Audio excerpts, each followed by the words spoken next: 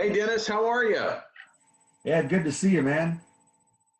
So, how is your week starting off today on Monday? We're all good. We're getting after it.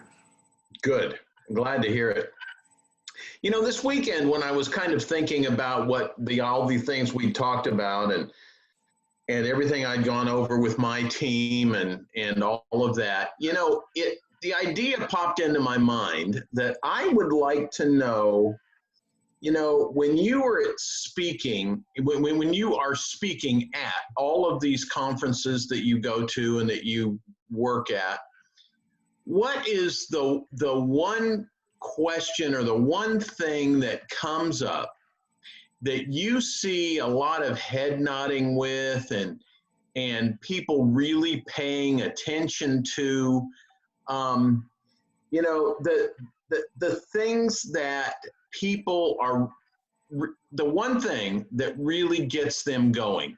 What is that? What could you share with me that you know I might be able to input into my team? Probably the most head nodding and squirming in the seat is out of the seven principles of an unbeatable company and culture that I advance is the training principle. And, Okay. I came out of, I'm a U.S. Army veteran, Right. and the Army does nothing but train all day, every day, to win wars and hope that they never have to go to war, but trains to win wars. And when I came to Southwest Airlines after the military, we had a pretty extensive training program there at all levels. Now there's some federally mandated training like flight attendant and pilot training and mechanics and so forth that is ongoing and required annually by the FAA. And so I just thought that was the norm coming from the military.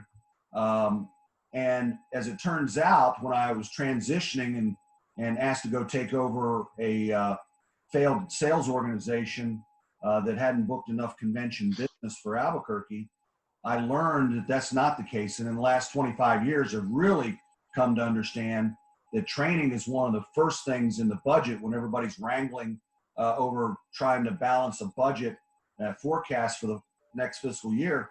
Training is one of the first things that gets whacked. Yeah, you're right.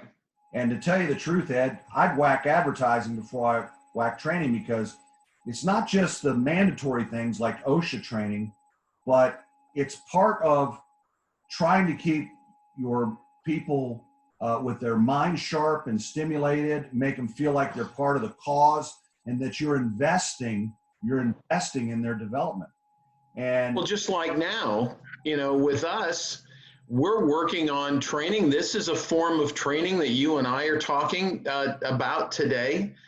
And, in our company, we're trying to get people involved and to come up with ideas so when things change, because we know they will, that we're ready to hit the ground running.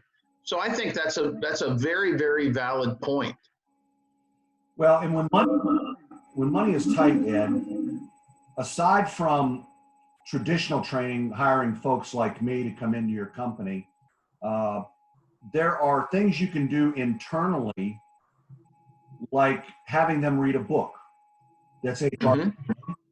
that is aligned with what your company does, or it has messages and themes throughout it about various roles, and you want them to be able to read, get this information or understand it, and then maybe write a little paper on it that they can share in a group with their peers. And now you have cross knowledge sharing, okay, about how everybody differently got something different out of that book.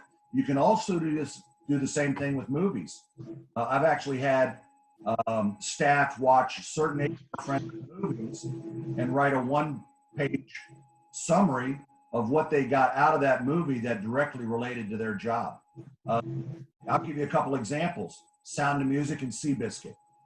Both movies that I deployed to my team and asked them to watch and write a summary on it and report back in groups so that they could be cross-pollination and knowledge sharing. Well, and it's also the perfect time to get with those people in your organization that you see that have potential for development and get them the training they need to be able to take that next step. Now's the time to do it, because when you get busy again, you're not going to be able to spare them for the training they need for their career development. What happens Well, I would then? argue in the near term, Ed, you're right, that it's going to be all hands on deck, okay, as soon as everybody is cut loose to get back to work. But I wouldn't let that be a barrier to making sure that no matter how busy you are as a company, that you still carve out the time and the financial resources for the training. Absolutely. Good point. It's paramount to building that unbeatable company. Well, Dennis, thank you so much for spending a couple minutes with me today. I really appreciate your time. Thanks again.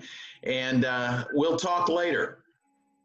You can count on it, Ed. It's always good to see you, my friend. Take care. Thanks. See ya. Bye now.